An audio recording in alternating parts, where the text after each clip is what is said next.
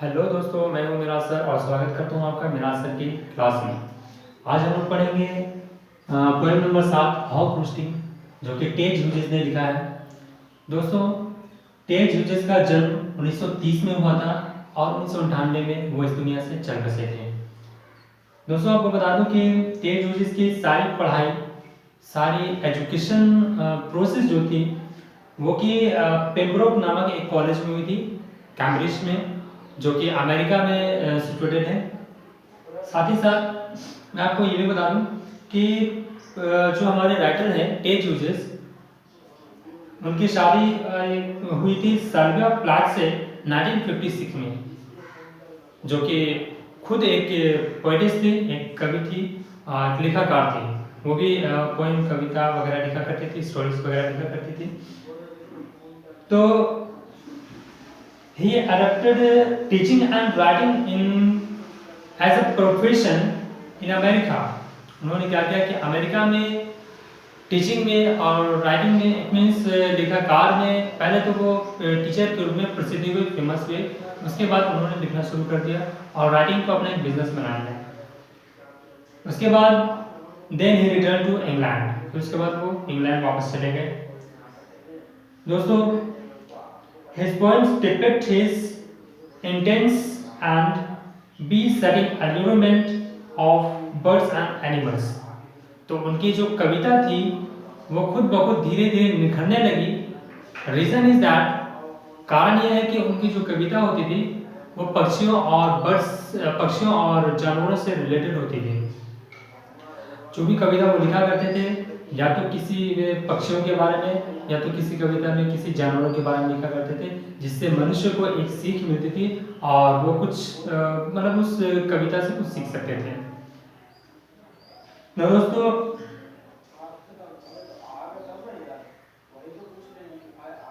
he picks on unique phrases and violent images to illustrate them in this poem.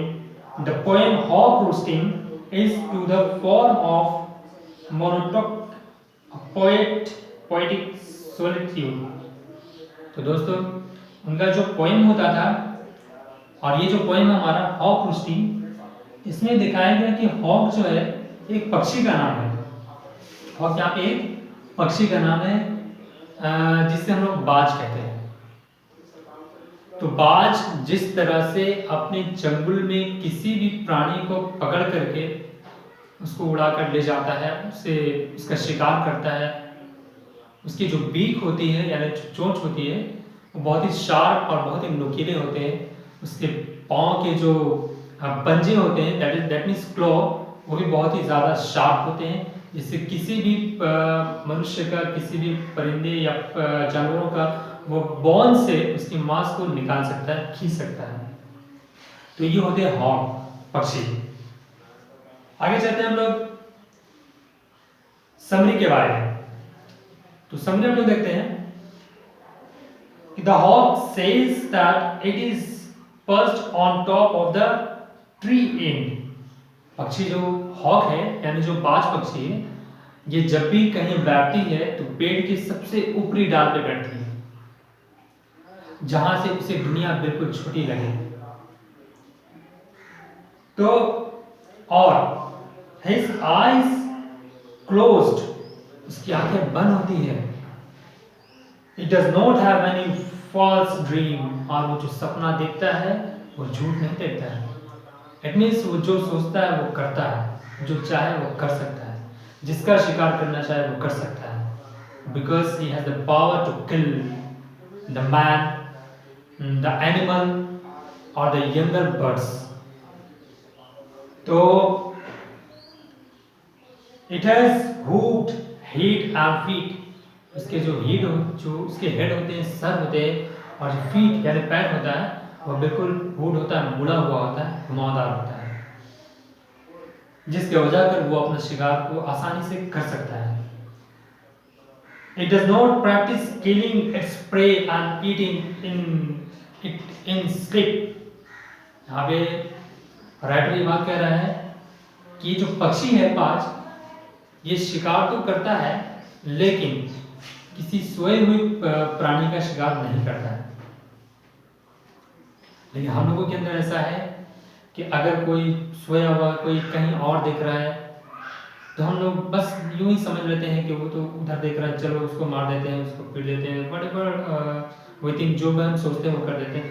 तो this is not like that. हमें पक्षियों से सीखना चाहिए इस बात से, because he has the power to kill anything anywhere according to its wish. अपनी मर्जी के अनुसार किसी का भी वो शिकार कर सकता है, लेकिन किसी सोए हुए प्राणी का शिकार वो नहीं करता है।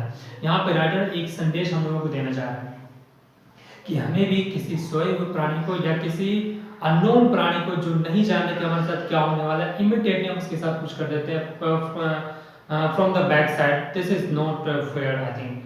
तो आगे हमारे जो कवि हैं टेड ह्यूजेस, ये कहते हैं the hawk finds the high trees, वो ऊंचे ऊंचे पेड़ों को ढूंढता है, बड़े बड़े पेड़ जहां वो बैठ सके, जहां वो बसेरा ले सके। दोस्तों यहाँ पे जो रोस्टिंग वर्ड हमने लिखा है, तो रोस्टिंग का मतलब होता है बसेरा लेना। हॉक रोस्टिंग इसका मतलब हो गया कि बाज जो है वो बसेरा लेता है। तो कहाँ बसेरा लेता है डिटेल्स में हम यहाँ पे पढ़ रहे हैं, और बाज के बारे में पूरा डिटेल्स। तो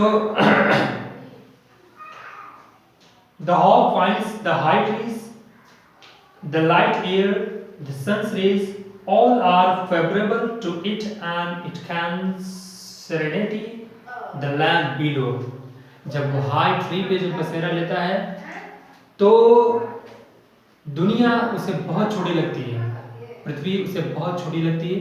उस पृथ्वी पे सब कुछ देख सकता है और जिसका चाहे जब चाहे शिकार कर सकता है। दोस्तों बता दूं कि जब बाज जब उड़ना शुरू करता है तो आसपास की लोकेलिटी के जितने भी पीपल होते हैं, जितने भी बच्चे हैं या फिर बर्ड्स हैं, एनिमल्स है, whoever creature in the world in that area, वो डर जाते हैं, वो भयभीत हो जाते हैं कि बाज उड़ा है, आज किसी न किसी का शिकार होने वाला है। तो आगे हमारा राइटर कहते हैं कि Its feet are clutching the rough bark, उसके जो फीट होते हैं, पैर होते हैं, वो खुरदरी टहनियों को, डालों को कस के जकड़ लेते हैं। And its feet, its feathers were created uniquely, उसके जो पैर हैं, उसके जो पंख हैं, even that उसका जो सर है घुमावदार मुड़ा हुआ, that is like, तो जो मुड़ा हुआ उसका जो सर है, पैर है, उसके जो पंख है, यूनिक है। ये गॉड ने उसे एक मतलब नेचुरली उसे गिफ्ट में दिया है। That is very important to pray anything, जो किसी का शिकार करने के लिए काफी है। तो it said it held the whole world in its foot. वो कहता है कि पूरी दुनिया मेरे कदमों के नीचे है, मेरे पैरों के नीचे है, मैं जब चाहूँ पूरी दुनिया को कुचल सकता हूँ। इट मीन्स वो चाहता है कि जब वो चाहे तो उस किसी का भी शिकार कर सकता है अकॉर्डिंग टू विश, अपनी मर्जी से। तो पूरी दुनिया उसके पैरों के नीचे है। It flies up, rotates round the whole world. वो काफी ऊंचाई तक उड़ता है, पूरी दुनिया में घूमता है। and kills where it places, where it please, जहां उसकी इच्छा करती है वहां वो शिकार करता है। There is no fleshhood in its body. When it takes its flight, it allows death to living things। जब वो उड़ता है तो जितने भी लिविंग थिंग्स जमीन पर हैं, पृथ्वी पर हैं, वो डर जाते हैं, वो भयभीत हो जाते हैं, मानो कि उनकी मौत आ गई है। यहाँ पे जब उड़ता है तो एक मौत को साथ लेकर उड़ता है। एक मतलब कहने का मतलब है कि जब उड़ता है तो कुछ ना कुछ वो शिकार करने वाला है किसी न किसी का। तो it is its right to do so, nobody can dispute about it। ये इसका अधिकार है, इसके पास फुल राइट है। ये हॉक, ये बाज, whenever at which, जब भी वो चाहे कुछ भी कर सकता है, शिकार कर सकता है, कोई उसे रोक नहीं सकता है। Even that, कोई बहस भी नहीं करता कि उसे ऐसा नहीं करना चाहिए। वो अपनी मर्जी का मालिक है। He has power, might। आगे देखते हैं हम लोग। The sun is behind it। जब वो पेड़ पर सबसे ऊपरी डाल पर होता है, वो कहता है कि सूरज भी मेरे पीछे है। And everything is the same since it began। ये कहता है कि सब कुछ वैसा ही रहेगा जैसा शुरू से वो होता आ रहा है। इट मीन्स वो बदलना नहीं चाहता अपने आप को। Its eyes have not allowed anything to change। उसकी आंखें कभी भी कुछ बदलना नहीं चाहती है। It will keep things like that only। वो चाहता है कि जो मेरे पास शुरू से है, जो मैं शुरू से करता आया हूँ, वही करता रहूँगा। तो दोस्तों, कहने का मतलब ये है, राइटर का जो मतलब पोएम लिखने का उद्देश्य था, लक्ष्य था, वो ये है कि जिस तरह से हम लोग कभी बदलने वाले नहीं हैं हम लोग कभी बदलने वाले नहीं हैं। लाख हमारे सामने कोई भी कुछ भी समझा कर रख दे, हम बदलने वाले नहीं। तो पक्षी जिस तरह से अपने चंगुल से, और उसके पास पावर है, he has the capacity, he has the ability and he has the power to kill anybody। वो करता है, वो जिसकी चाहे उसका शिकार कर सकता है। और हम भी आज वही सोचते हैं, if I have the power, I have money, I have wealth, I have lots of property, then I think that I can defeat them। हम कहते हैं कि मैं उसे हरा सकता हूँ, मैं उसे मार सकता हूँ। तो यहाँ पे राइटर ने क्या किया है कि पक्षियों का इंसानों से कंपेयर किया। हालांकि कंपैरिजन में कोई डिफरेंस नहीं है, फर्क इतना कि उसके पंख है, हमारे नहीं है। लेकिन वो भी वही करता है जो हम करते हैं, और हम वो करते हैं जो वो करता है। हम भी बदलने वाले नहीं हैं, पक्षियां भी बदलने वाले नहीं हैं। तो दोस्तों, यहाँ पे राइटर ने, यानी हमारे जो राइटर हैं टेड ह्यूजेस, इन्होंने खासकर सिर्फ इंसान को ब्लेम ना करके एक पक्षी पे इस पॉइंट को रखा है ताकि इंसान समझ जाए।